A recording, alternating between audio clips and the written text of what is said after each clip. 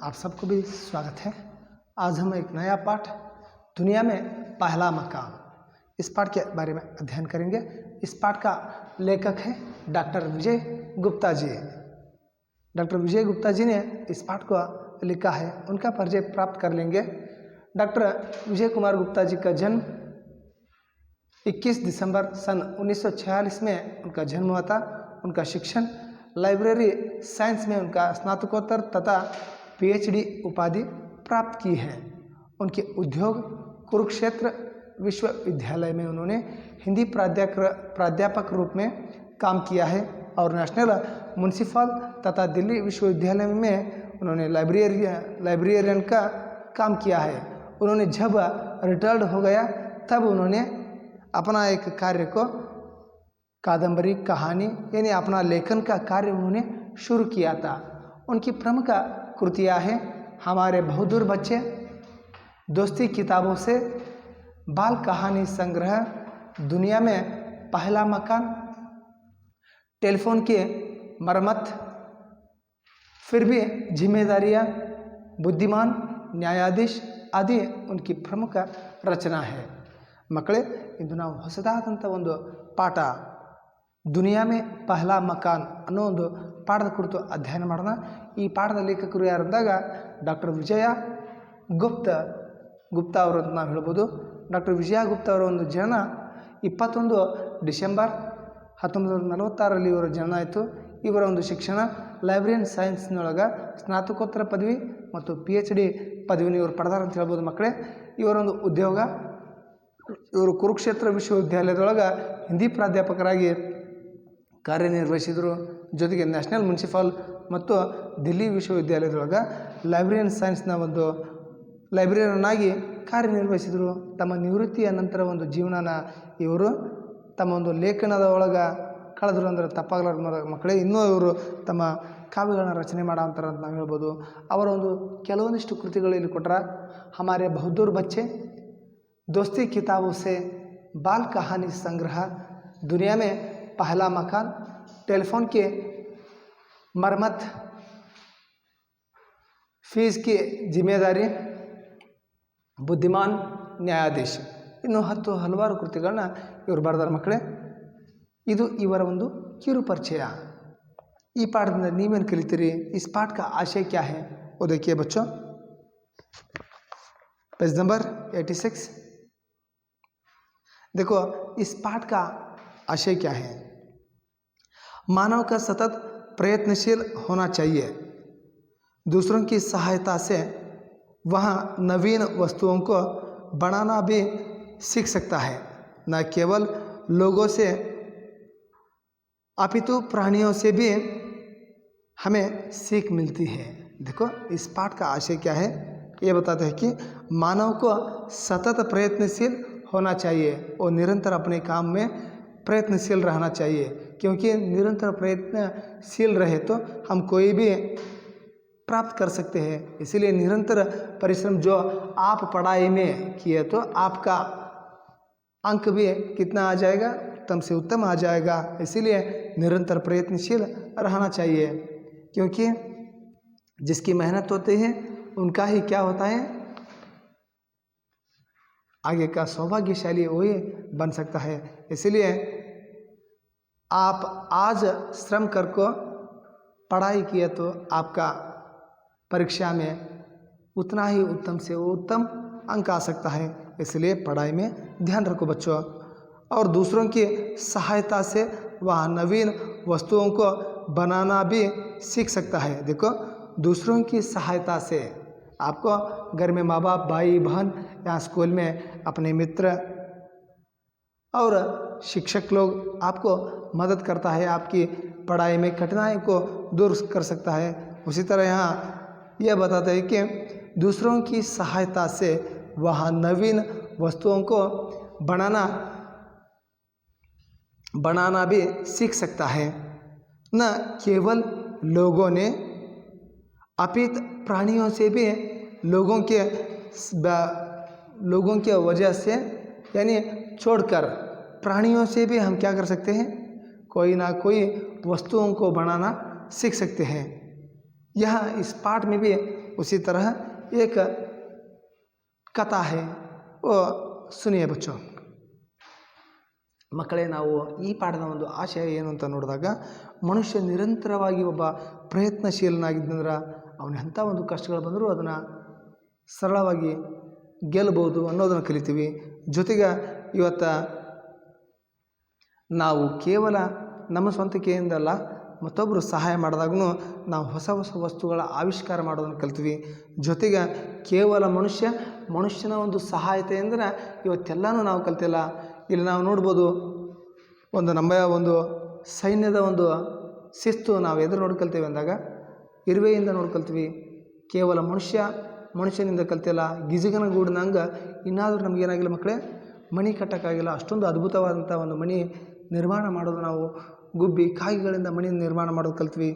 ಈ ರೀತಿಯಾಗಿ ನಾವು ಕೇವಲ ಮನುಷ್ಯ ಎಲ್ಲನೂ ಕಲಿಯೋಕ್ಕೆ ಸಾಧ್ಯ ಇಲ್ಲ. ಹಲವಾರು ಪ್ರಾಣಿ ಪಕ್ಷಿಗಳ ಮುಖಾಂತರ ಕಲ್ತ್ವಿ. ಕೋಳಿಯಿಂದ ಬೇಗ ಹೇಳೋದು ಕಲ್ತ್ವಿ. ಸಿಂಹದಂಗೆ ಶಕ್ತಿಶಾಲಿಯಾಗಕ್ಕೆ ನಾವು ಶಕ್ತಿಶಾಲಿಯಾಗಿ ಬಾಳೋದು ಕಲ್ತ್ವಿ. ಒಂಟಿ ಹಂಗೆ ಬಹಳಷ್ಟು ಗಟ್ಟಿಮುಟ್ಟಿಯಾಗಿ ಇರೋಕೆ ಕಲ್ತ್ವಿ. ಪ್ರತಿಯೊಂದು ಪ್ರಾಣಿಯಿಂದನೂ ನಾವು ಒಂದಲ್ಲ ಒಂದು ಏನು ಕಲ್ತೀವಿ. ನಾಯಿಯಿಂದ ನಿಷ್ಠೆಯಿಂದ ಬದುಕೋದು ಕಲ್ತೀವಿ.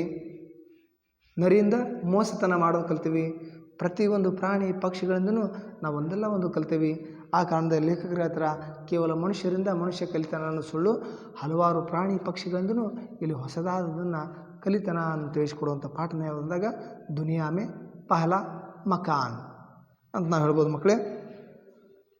पाठ की ओर ध्यान रखो। पूर्वोत्तर भारत में बसने वाला सिंगापुर आदिवासियों में जो कहानी कही जाती है उसके अनुसार सबसे पहले आदमी को मकान बनाना बहुत से पशुओं से उन्होंने सिखाया। देखो, पूर्वोत्तर भारत में बसने वाले सिंगापुर आदिवासियों में जो कहानी कहा जाती है उसके अनुसार सबसे पहले आदमी ने मकान बनाना बहुत से पशुओं से उन्होंने सिखाया। पूर्वोत्तर भारत में रहने वाला सिंगापुर आदिवासियों की एक पुराना कथा है। वो कथा के अनुसार मानव ने मकान बनाने का तरीका को उन्होंने वहाँ रहने वाला पशु पक्षी प्राणियों से उन्होंने सिखाया है। ಮಕ್ಕಳೇ, ಪೂರ್ವೋತ್ತರ ಭಾರತದೊಳಗಿರುವಂಥ ಒಂದು ಸಿಂಗಾಪುರ್ ಆದಿವಾಸಿಗಳ ಒಂದು ಜನಸಮೂಹ, ಆ ಒಂದು ಜನಸಮೂಹ ಏನು ಮಾಡೈತಿ, ಅವರ ಒಂದು ಪೂರ್ವ ಕಥೆಗಳ ಅನುಸಾರವಾಗಿ ಮನುಷ್ಯ ತನ್ನ ಒಂದು ವಾಸವಾಗಿರುವಂಥ ಮನೆಯ ನಿರ್ಮಾಣನ ಎದರಿಂದ ಕಲ್ತಾನ ಅಂದ್ರೆ ಅಲ್ಲಿ ನೆಲೆಸಿರುವಂಥ ಒಂದು ಹಲವಾರು ಕಾಡು ಪ್ರಾಣಿಗಳ ಒಂದು ಸಹಾಯದಿಂದ ಮನೆ ನಿರ್ಮಾಣ ಮಾಡೋದನ್ನು ಕಲ್ತಾನ ಅಂತ ಹೇಳ್ಬೋದು ಮಕ್ಕಳೇ. आगे देखिए, उन दोनों आदमी गुफाओं में और पेड़ों के नीचे रहता था। देखो, उन दोनों आदमियों ने गुफाओं और पेड़ों के नीचे रहता था। उस समय केंद्र लालिम और किंचा लालिम दास नामक दो दोस्त थे। दोस्तों ने तय किया कि यानी निर्धार किया कि वे मकान बनाएंगे। मुश्किल यहाँ था कि वे नहीं जानते थे कि मकान कैसा बनाया जाते हैं, इसीलिए वे पशुओं से पूछताछ करने के लिए जंगल की ओर चल पड़े। देखो, यहाँ बताते हैं कि उन दिनों में आदमी गुफाओं में और पेड़ों के नीचे रहते थे। आपको ये प्रश्न पूछा जाता है, पहले लोग कहाँ रहते थे? पहले लोग गुफाओं में पेड़ों के नीचे रहते थे। उस समय किंद्रू लालिम और खिंचा लाली दाम, देखो उन दोस्तों का नाम देखिए, किंद्रू लालिम और खिंचा लाली दाम। वो दोनों ने दो दोस्त थे। कौन कौन था? किंद्रू लालिम और खिंचा लाली दाम। वो दोनों दोस्तों ने तय किया, वो दोनों मिलकर बातचीत किया और उन्होंने तय किया यानी निर्धार किया, मकान बनाएंगे, हम दोनों मिलकर मकान बनाएंगे। मगर उनको मुश्किल था यानी कठिनाई था, उनको पता नहीं था कि वो मकान किस तरह बनाया जाता है। इसीलिए उन्होंने पशु पक्षियों से पूछताछ करने के लिए जंगल की ओर चल पड़े।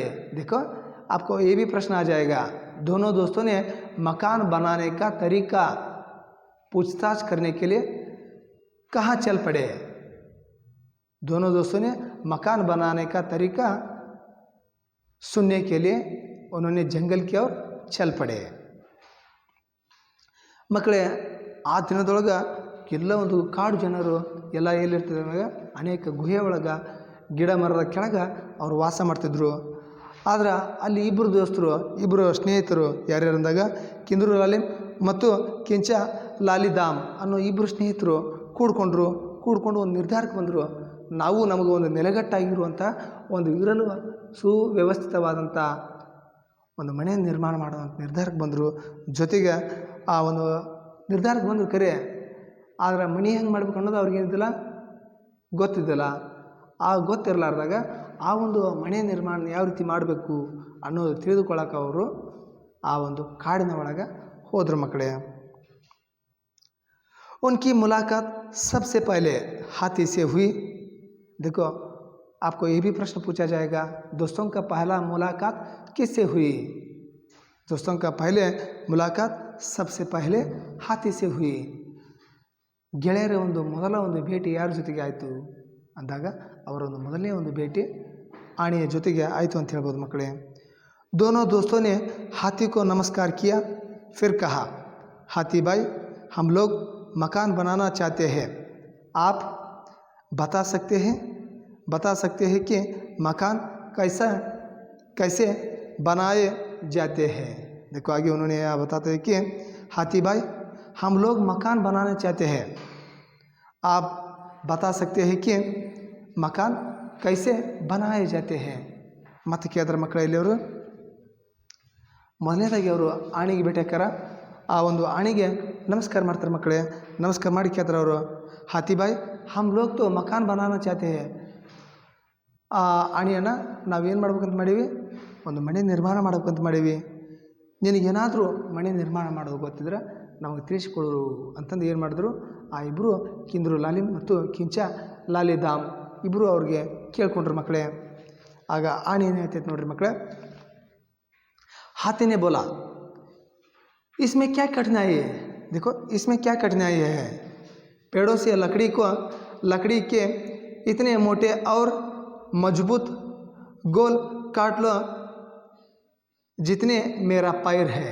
देखो आगे उन्होंने बताया कि हाथी बोला इसमें क्या कठिनाई है, इधर ಏನು ಕಷ್ಟ ಐತೆ ಅಂತದು. पेड़ों से लकड़ी के इतने मोटे और मजबूत गोला काट लो जितने मेरे पैर है. देखो उन्होंने आगे बताया कि पेड़ों से लकड़ियों को इतने मोटे और मजबूत काट लो, मजबूत का मतलब सुदृढ़ रहने वाला पेड़ों को काट लो कि जितने मेरे पैर है, जिस तरह मेरा पैर है ना उसी तरह का मजबूत रहने वाला पेड़ों को क्या करो, काट लो. गोले और रहने वाला पेड़ों को काट लो. ಅದರೊಳಗೆ ಏನೈತಿ, ಮನೆ ನಿರ್ಮಾಣಕ್ಕೆ ನೋಡ್ರಿ ನೀವು ಇಲ್ಲೇ ಈ ಒಂದು ಗಿಡನ ಕಡಿತೀರಲ್ಲ ನೀವು, ಎಂಥ ಒಂದು ಗಿಡಗಳನ್ನ ಕಡಿರಿ, ಯಾವ ರೀತಿ ಇರುವಂಥ ಗಿಡಗಳನ್ನ ಕಡಿರಿ ಅಂದ್ರೆ ಸದೃಢವಾಗಿ ದುಂಡಾಗಿರುವಂಥ, ನನ್ನ ಕಾಲುಗಳು ಎಷ್ಟೊಂದು ದಪ್ಪ ಅದಾವಲ್ಲ ಅಷ್ಟು ದಪ್ಪ ಇರುವಂಥ ಒಂದು ಬಡ್ಡಿಗಳನ್ನ ಏನು ಮಾಡಿರಿ ನೀವು ಕತ್ತರಿಸ್ರಿ ಅಂತಂದು ಆಣೆ ಆ ಒಂದು ಸ್ನೇಹಿತರಿಗೆ ಹೇಳ್ತ. ಮಕ್ಕಳೇ, दोनों दोस्तों ने आगे पूछा इसके बाद क्या करना पड़ेगा. देखो आगे उन्होंने उनको पूछा इसके बाद क्या करना पड़ेगा, बोलिए. इस तरह हाथी को उन दोनों ने पूछा. ಆ ಇಬ್ಬರು ಸ್ನೇಹಿತರು ಮತ್ತೆ ಕೇಳಿದ್ರು, ಇದಾದ ನಂತರ ಮತ್ತೆ ಮನೆ ನಿರ್ಮಾಣಕ್ಕೆ ಏನು ಮಾಡಬೇಕು ಹೇಳು ಅಂದಾಗ ಆನೆ ಏನು ಹೇಳ್ತೈತೆ ನೋಡ್ರಿ, हाथी ने उत्तर दिया आगे की बात तो मैं नहीं जानता, मुझे रत्ती भर भी पता नहीं. देखो आगे उन्होंने उनको बताता है कि इसके बाद क्या करना है उसके बारे में मैं नहीं जानता हूँ और किसी को पूछताछ करो. इस तरह हाथी ने उनको बताया. ಮತ್ತು ಆನೆ ಹೇಳ್ತು, ಅಣ್ಣ ನನಗದ್ರ ಮುಂದೆ ಏನು ಮಾಡ್ಬೇಕು ಅನ್ನೋದು ಗೊತ್ತಿಲ್ಲ, ನನಗೆ ಗೊತ್ತಿರುವಂಥ ವಿಷಯ ಇಷ್ಟ, ಅದು ಗೊತ್ತಿರೋಷ್ಟು ನಾ ವಿಷಯನ ಏನು ಮಾಡೀನಿ ನಿಮಗೆ ಹೇಳೀನಿ, ಮುಂದಿನ ವಿಷಯ ನನಗೆ ತಿಳಿದಿಲ್ಲ ಅಂತಂದು ಆನೆ ಹೇಳ್ತು. ಮಕ್ಕಳೇ, ಆಗ ಮುಂದೆ ನೋಡ್ರಿ, दोनों दोस्त आगे बढ़े, रास्ते में उन्हें सांप मिला. देखो दोनों दोस्तों ने आगे चल पड़ा, वहाँ रास्ते में उन दोनों को सांप मिला। दोस्तों ने सांप को रोका, उसे नमस्कार किया, बोला, सांप भाई, हम लोग घर बनाना चाहते हैं, आप बता सकते हैं कि कैसे बनाए जाए। देखो, दोनों दोस्तों ने आगे चल पड़ा और आगे उनको रास्ते में सांप मिला। दोनों दोस्तों ने सांप को नमस्कार किया, यानी वंदना किया। बाद में उन्होंने उनसे पूछा, सांप भाई, हम लोगों तो घर बनाना चाहते हैं, आप बता सकते हैं कि घर किस तरह बनाना है, आप बोलिए। इस तरह उन्होंने सांप को पूछा। ಇಬ್ಬರು ಸ್ನೇಹಿತರು ಮತ್ತೆ ಮುಂದುವರೆದ್ರು ಮಕ್ಕಳೇ. ಮುಂದುವರೆದು ಹೊಂಟಾಗ ಅವ್ರಿಗೆ ದಾರಿಯ ಮಾರ್ಗದಲ್ಲಿ ಅವ್ರಿಗೆ ಹಾವು ಸಿಕ್ತು. ಹಾವಿಗೆ ನಮಸ್ಕಾರ ಮಾಡಿದ್ರು. ನಮಸ್ಕಾರ ಮಾಡಿ ಹೇಳಿದ್ರು, ಹಾವಣ್ಣ, ನಾವು ಮನೆ ನಿರ್ಮಾಣ ಮಾಡ್ಬೇಕಂತ ಮಾಡೀವಿ, ದಯಮಾಡಿ ಮನೆಯನ್ನು ಯಾವ ರೀತಿಯಾಗಿ ನಿರ್ಮಾಣ ಮಾಡಬೇಕು ಅನ್ನೋದು ನಮಗೆ ತಿಳಿಸ್ಕೊಡು ಅಂತಂದು ಕೇಳಿದ್ರು ಮಕ್ಕಳೇ. हाथी ने हमसे कहा कि उसके पैर जैसे मजबूत और मोटे लकड़ी के गोल पेड़ों से काट लो, उसे बस इतना ही मालूम है, आगे की बात वह नहीं जानता। देखो, आगे उन्होंने बताया है कि हाथी ने हमसे बताया है कि उसके पैर किस तरह मजबूत है, उसी तरह मोटे लकड़ी के गोले पेड़ से काट लो और उसे बस इतना ही उनको मालूम है, आगे की बात वो नहीं जानता है। ಮತ್ತು ಅವ್ರು ಹೇಳಿದರು, ಹಾವಣ್ಣ, ನಮಗೆ ಈಗಾಗಲೇ ದಾರಿಯ ಮಾರ್ಗದೊಳಗೆ ಯಾರು ಭೇಟಿಯಾಗಿದ್ರು? ಆಣಿ ಅಣ್ಣ ಭೇಟಿಯಾಗಿದ್ದ. ಆಣಿಗೆ ನಾವು ಕೇಳಿದ್ವಿ ಮನೆ ಯಾವ ರೀತಿಯಾಗಿ ನಿರ್ಮಾಣ ಮಾಡ್ಬೇಕಂತ ಹೇಳಿದ್ವಿ. ಆಣಿ ನಮಗೆ ಹೇಳ್ತು ಯಾವ ರೀತಿಯಾಗಿ ತನ್ನ ಪಾದಗಳು ಗಟ್ಟಿಮುಟ್ಟಿಯಾದವು, ಅಷ್ಟೊಂದು ಗಟ್ಟಿಮುಟ್ಟಿರುವಂಥ ಒಂದು ಕಾಲುಗಳನ್ನ ಇರುವಂಥ ಗಟ್ಟಿಮುಟ್ಟಿರುವಂಥ ಒಂದು ಮರದ ಕೊಂಬೆಗಳನ್ನು ಅಥವಾ ಮರದ ಬಡ್ಡಿಗಳನ್ನ ಏನು ಮಾಡಿರಿ, ಕಟ್ಟಿಗೆಗಳನ್ನು ಕತ್ತರಿಸ್ರಿ ಅಂತಂದು ನನಗೆ ನಮ್ಮಿಬ್ಬರಿಗೂ ಹೇಳ್ತು ಅಂತಂದು ಆ ಇಬ್ಬರು ಸ್ನೇಹಿತರು ಏನು ಮಾಡಿದ್ರು, ಹಾವಿಗೆ ಹೇಳ್ತು ಮಕ್ಕಳೇ. ಅವಾಗ ಹಾವೇನು ಹೇಳ್ತು ನೋಡ್ರಿ, सांप ने कहा, ऐसा करो कि लकड़ी ऐसा पतली और लंबी काटो जैसा मैं हूँ। देखो, आगे उन्होंने उनको बताया, सांप ने उनको जवाब दिया, ऐसा करो। उसके बाद हाथी ने आपको बताया ना, लकड़ियों को मजबूत रहने वाला 4 लकड़ियों को काटने के लिए उन्होंने बताया है। आगे क्या करना है मैं बोलता हूँ। देखो, ऐसा करो, जिस तरह मैं हूँ मेरे जैसे रहने वाला पतली और लंबी रहने वाला लकड़ियों को काटो जैसे मैं हूँ। ಮತ್ತು ನೀವು ಆಣಿ ಹೇಳ್ದಂಗೆ ದೊಡ್ಡ ದೊಡ್ಡ ಬಡ್ಡಿಗಳನ್ನ ಕತ್ತರಿಸಿ ದೊಡ್ಡವನ್ನ ಜೊತೆಗೆ ನೀವು ಈ ಕೆಲಸ ಮಾಡಿರಿ, ನಾ ಯಾವ ರೀತಿಯಾಗಿ ತಿಳುವಾಗಿ ಉದ್ದಾಗಿ ಇರುವಂಥ ಒಂದು ಕಟ್ಟಿಗಳನ್ನ ಏನು ಮಾಡಿರಿ, ಕತ್ತರಿಸ್ರಿ ಅಂತಂದು ಆ ಒಂದು ಹಾವು ಹೇಳ್ತು ಮಕ್ಕಳೇ. ಮುಂದೆ ಏನಾಯ್ತು ನೋಡ್ರಿ, दोनों दोस्तों ने पूछा, इसके बाद फिर क्या करना है? देखो, आगे उन्होंने उनसे पूछा, दोनों दोस्तों ने पूछा, इसके बाद फिर क्या करना पड़ेगा? ಮತ್ತು ಅವ್ರು ಕೇಳಿದ್ರು, ಇದಾದ ನಂತರ ಏನು ಮಾಡಬೇಕು ಸಹೋದರ ಅಂತ ಮತ್ತು ಹಾವಿಗೆ ಕೇಳಿದ್ರು. ಆವಾಗ ಮುಂದೆ ಏನಾಯ್ತು ನೋಡ್ರಿ, ಹಾವು, सांप ने कहा, आगे की बात मैं नहीं जानता, मुझे रत्ती भर पता नहीं। देखो, आगे उन्होंने भी बताया कि आगे के बाद आगे क्या करना है उसके बारे में मैं नहीं जानता हूँ, मुझे इतना ही पता है।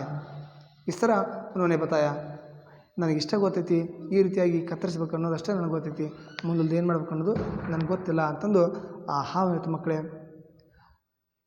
इसके बाद घर को किस तरह वो दोनों दोस्तों ने बनाया, वो किस तरह निर्माण किया, उसके बारे में अगले क्लास में हम अध्ययन करेंगे। तब तक बच्चों सबको भी नमस्कार।